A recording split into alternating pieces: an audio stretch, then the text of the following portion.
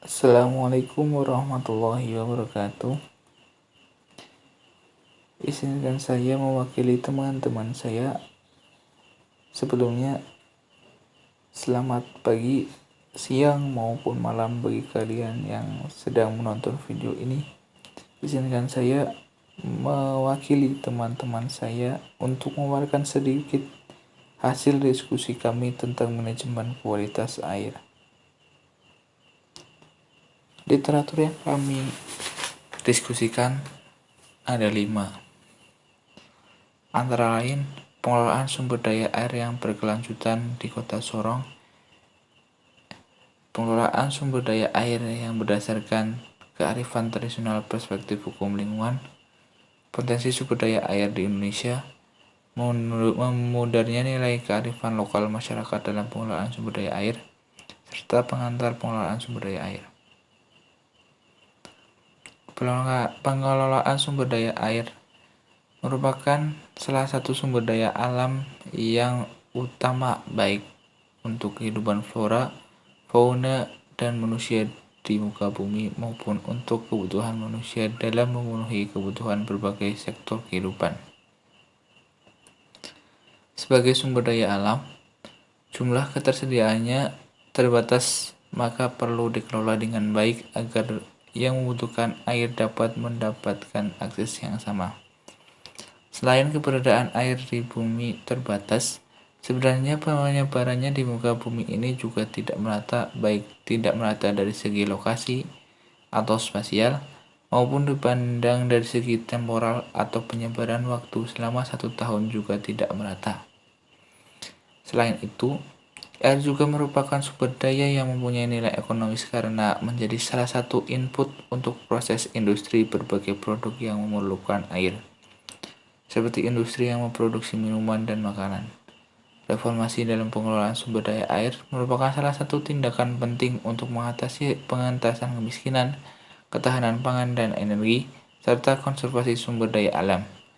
Dalam kaitannya ini, telah disempurnakannya beberapa undang-undang dan peraturan serta kebijakan, antara lain diberlakukannya Undang-Undang Nomor 7 Tahun 2004 tentang Sumber Daya Air UU SDA yang telah mencakup prinsip-prinsip IWRM dan Peraturan Presiden tentang Dewan Sumber Daya Air dan Kebijakan Nasional tentang Pengelolaan Sumber Daya Air. Pelaksanaan kegiatan pengelolaan sumber daya air yang didasarkan pada undang-undang tersebut menjabarkan mekanisme pengelolaan sumber daya air dengan mengacu sebuah pola pengelolaan sumber daya air. Pola ini akan disusun pada setiap wilayah sungai, penetapannya diatur dalam keputusan Presiden. Pola pengelolaan sumber daya air yang merupakan kerangka dasar merencanakan, melaksanakan, memantau, dan mengevaluasi kegiatan konservasi sumber daya air, daya gunaan sumber daya air, dan pengendalian daya rusak air dengan prinsip keterpaduan antara air permukaan dan air tanah dengan melibatkan peran masyarakat dan dunia usaha.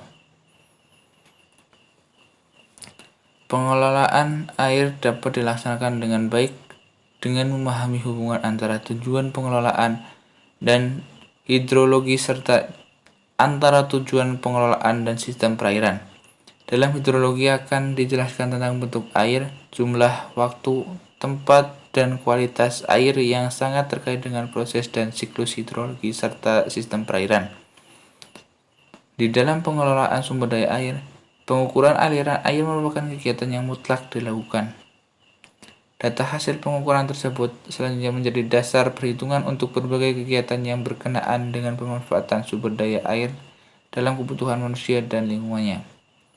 Dengan demikian, ketepatan pengukuran yang dilakukan merupakan tuntutan yang harus dimenuhi dan tidak dapat dikurangi. Dari hasil pengukuran air tersebut dapat dihitung sebuah neraca air atau water balance yang merupakan neraca masukan atau inflow dan keluaran air atau outflow di suatu tempat pada periode tertentu sehingga dapat untuk mengetahui jumlah air tersebut berlebihan atau berkurang malah. Ekosistem merupakan suatu interaksi yang kompleks dan memiliki penyusun yang beragam. Di bumi ada bermacam-macam ekosistem. Dalam ekosistem perairan diantaranya ekosistem air tawar dan ekosistem air laut. Ekosistem perairan air tawar adalah ekosistem air pada kondisi air tenang dan air mengalir. Termasuk ekosistem air tenang adalah danau dan rawa.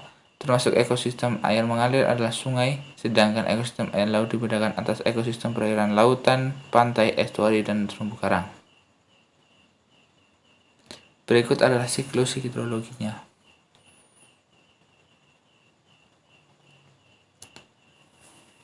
Berikut adalah tabel-tabel yang menerangkan dalam keadaan tanah. Berikut dikelompokkan menjadi 4. Yang pertama yaitu kelompok A, kapasitas infiltrasi tinggi, tekstur tanah kasar, mempunyai potensi pengaliran yang rendah.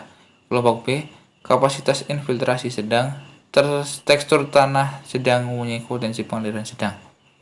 Kelompok C, kapasitas infiltrasi lambat, tekstur tanah sedang sampai halus, mempunyai potensi pengaliran tinggi. Kelompok D, kapasitas infiltrasi sangat lambat, bertekstur liat dan mempunyai muka air tanah permanen yang tinggi, potensi pengalirannya sangat tinggi. Secara nasional, ketersediaan air di Indonesia mencapai 694 miliar meter kubik per tahun. Jumlah ini pada dasarnya adalah potensi yang dapat dimanfaatkan.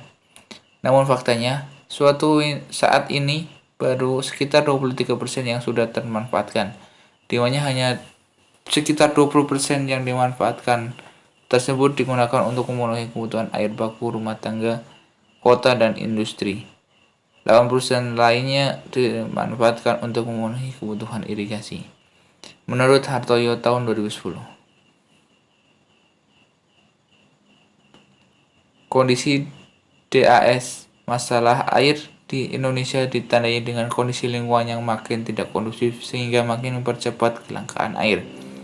Kerusakan lingkungan antara lain yang disebabkan oleh terjadinya degradasi daya dukung daerah aliran sungai atau DAS hulu akibat kerusakan hutan yang tak terkendali sehingga luas lahan kritis sudah mencapai 18,5 juta hektar. Gambar tersebut menggambarkan perubahan penutupan hutan dan lahan yang terjadi antara tahun 1992 dan tahun 2003. Tantangan terhadap eksistensi kearifan lokal masyarakat. Kearifan lokal dalam pengelolaan sumber daya air idealnya hanya perlu terus dipraktikkan menurut Pawitan tahun 2011 dan Riyadi tahun 2012. Mengungkapkan bahwa sumber daya air di Indonesia telah mengalami degradasi, diindikasikan dari penggunaan air yang berlebihan, meningkatnya pencemaran air, serta ancaman kekeringan pada musim kemarau dan banjir pada musim hujan. Permasalahan semakin kompleks dengan terjadi konflik kepentingan antar stakeholder terkait dengan sumber daya air di wilayah bagian hulu dan hilir, degradasi sungai dan danau serta erosi tanah. Tekanan penduduk terhadap sumber daya air berkaitan erat dengan peningkatan jumlah dan mobilitas penduduk dan perilaku mereka dalam pengelolaan sumber daya air tersebut. Peningkatan jumlah dan mobilitas penduduk berkaitan dengan aspek kuantitas berupa peningkatan kebutuhan air untuk konsumsi dasar seperti minum, makan, mandi, dan lain sebagainya. Peningkatan ini juga berkaitan dengan aspek kualitas, terutama perilaku masyarakat yang menyebabkan degradasi sumber daya dan pencemaran air tersebut. Tingginya perkembangan jumlah penduduk Indonesia berimplikasi pada besarnya peningkatan kebutuhan akan air, baik untuk konsumsi maupun kebutuhan lainnya. Air tidak hanya mempunyai fungsi sosial yang dapat dimanfaatkan semua orang, tetapi juga menjadi komoditas ekonomi yang diperlukan oleh rumah tangga, kegiatan pertanian, industri, infrastruktur, transportasi, dan jasa. Menurut Manik tahun 2009 dan Suparmoko tahun 2008.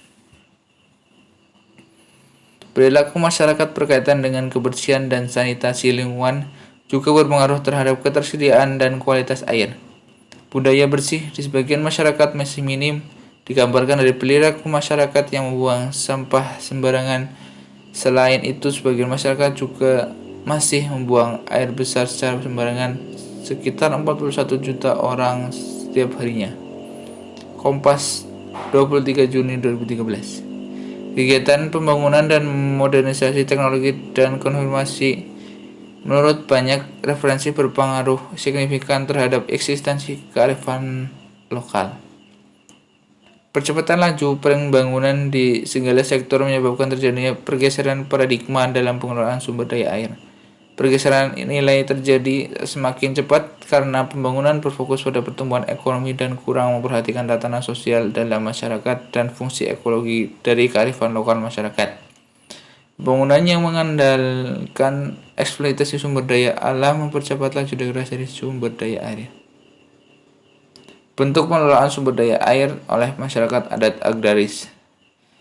Sebagai negara yang terletak di wilayah Khatulistiwa, Indonesia diberkahi oleh sumber daya air yang melimpah. Oleh karena itu, masyarakat di negeri ini sangat akrab dengan budaya air seperti teknologi irigasi. Teknologi irigasi yang dikelola oleh masyarakat adat tidak terlepas dari nilai-nilai hidup yang dianut oleh masyarakat tersebut, sebagaimana yang terlihat pada pengelolaan sumber daya air oleh masyarakat adat di Ciptagelar, Sukabumi, dan sistem Subak di Bali. Tata kelola air di kalangan masyarakat Kesepuhan Ciptagelar juga diatur secara khusus oleh lembaga dan perangkat desa. Umumnya alokasi penggunaan air dibagi ke dalam 3 fungsi utama, yaitu pengelolaan sawah, kebutuhan sehari-hari, serta turbin mikrohidro sebagai sumber listrik bagi warga. Sedangkan sistem aliran Subak yang berada di Bali memuat tentang tempat memperoleh air atau bangunan seperti empelan atau bendung, tembuku aya atau bangunan bagi primer, dan bangunan bagi masing-masing anggota tembuku pengalapan. Biaya bangunan air disediakan oleh anggota Subak dan bantuan pihak luar, sementara pemeliharaannya dilakukan oleh anggota Subak. Konservasi sumber daya air di Indonesia dimaksudkan untuk menjaga keberlanjutan eksistensi daya dukung kapasitas tambungan, dan fungsi sumber daya air. 2. Menimbulkan aktivitas restorasi dan kontinuitas sumber daya air, preservasi air, sebagaimana manajemen kualitas air dan pengendalian pencemaran air, yang mengikuti desain pengelolaan sumber daya air dari masing-masing sungai. Kriteria dari konservasi sumber daya air menjadi referensi dalam spatial planning. Penerapan konsep konservasi sumber daya air di Kota Sorong contohnya. Menjaga keberlanjutan eksistensi daerah tangkapan air atau DTA. Beberapa sungai yang mengalir di Kota Sorong ini penting karena terjadi potensi degradasi DTA sungai-sungai tersebut akibat kegiatan ilegal logging, pembukaan lahan, dan galian pasir gunung. Hal ini nantinya diprediksi akan menyebabkan tingkat erosi yang tidak terkendali di bagian hulu dan pendangkalan sungai di daerah pemukiman akibat deposit sedimen dari hulu dan permasalahan sampah. Potensi aliran permukaan atau sungai. Potensi aliran permukaan di Kota Sorong terdapat pada beberapa sungai seperti Sungai Remu, Klagison, Krasaman, Rufai, Boswesen, Klablim, dan pada beberapa sungai kecil lainnya, rawa bakau, dan lahan basah. Dari beberapa sungai tersebut, Sungai Remu menjadi objek yang paling dicermati karena selain berpotensi sebagai sumber air bersih, masih bisa dioptimalkan untuk kepentingan yang lebih besar dari apabila dibangun bendung di hulu sungainya, misalkan untuk pengendalian banjir dan pembangkit listrik skala mikrohidro.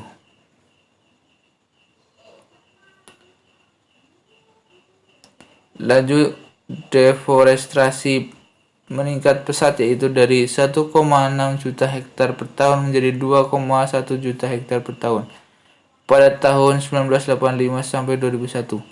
Laju deforestasi ini disebabkan oleh terjadinya perubahan atau konversi kawasan hutan menjadi pemukiman, perindustrian, dan pertambangan, serta makin maraknya illegal logging. World Research Institute tahun 2002 memproyeksikan bahwa dalam waktu kurang dari 20 tahun mendatang, luas hutan di Indonesia akan berkurang 15 sampai 32,5 juta hektar. Berkurangnya luas hutan dapat mengurangi keanekaragaman hayati yang ada di dalamnya, termasuk jasa-jasa lingkungan lainnya. Selain itu, memburuknya kondisi hutan mempengaruhi persediaan air bagi kehidupan manusia, baik air tanah maupun air permukaan. Kasus-kasus pencemaran lingkungan juga cenderung meningkat. Kemajuan transportasi dan industrialisasi yang tidak diiringi dengan penerapan teknologi bersih memberikan dampak negatif terutama pada lingkungan perkotaan. Berikut ialah tabel neraca air pada tahun 2003 di berbagai pulau di Indonesia. Diambil dari Direktorat Pengairan dan Irigasi Bappenas tahun 2006. Neraca air kebutuhan air nasional saat ini terkonsentrasi di Pulau Jawa dan Bali, dengan tujuan penggunaannya terutama untuk air minum, rumah tangga, perkotaan, industri, pertanian, dan lainnya. Dari data neraca air tahun 2003 dapat dilihat bahwa kebutuhan air pada musim kemarau di Pulau Jawa dan Bali yang sebesar 38,4 miliar meter kubik hanya terpenuhi sekitar 25,3 miliar kubik atau hanya sekitar 66%-nya saja. Defisit ini diperkirakan akan semakin tinggi pada tahun 2020, di mana jumlah penduduk dan aktivitas perekonomian meningkat secara signifikan.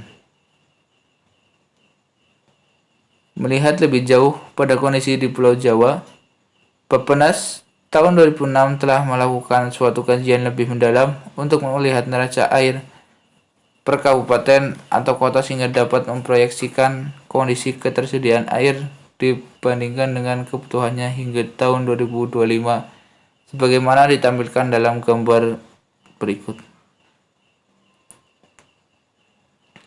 Berikut merupakan tampungan kapasitas air di berbagai negara serta tabel aliran sungai atau bawah sungai di Indonesia diambil pada tahun 2008 menurut Kementerian Lingkungan Hidup. Sedangkan grafiknya menurut World Bank tahun 2005.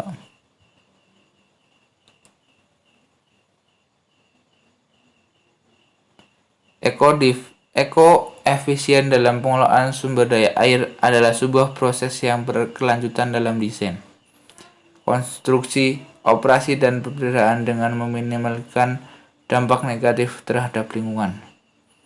Ekoefisien merupakan paradigma dan strategi baru untuk mencapai tujuan pembangunan sumber daya air yang berkelanjutan. Melalui perencanaan dan pengelolaan yang terintegrasi dan efisiensi ekologi dan efisiensi ekonomi secara bersama-sama.